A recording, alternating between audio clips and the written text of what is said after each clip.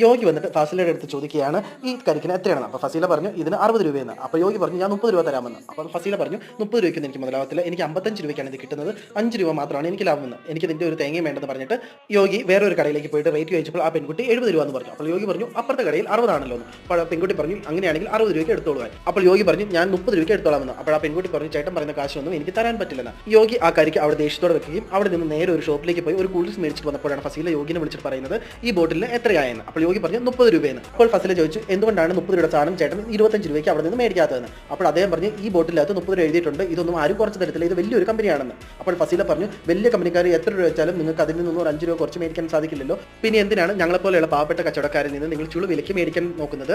കർഷകർ കഷ്ടപ്പെട്ടുണ്ടാക്കുന്ന ഇതുപോലെയുള്ള നല്ല സാധനങ്ങൾ കുടിക്കാതെ ചേട്ടൻ എന്തിനാണ് ഇതുപോലെയുള്ള ചീപ്പ് സാധനങ്ങൾ നിറയെ കാശ് കൊടുത്ത് മേടിച്ച് കുടിക്കുന്നതെന്ന് ഏറ്റവും മനസ്സിലാക്കിയ യോഗി ആ പെൺകുട്ടിയിൽ നിന്ന് കരിക്ക് കുറെ മേടിക്കുകയാണ്.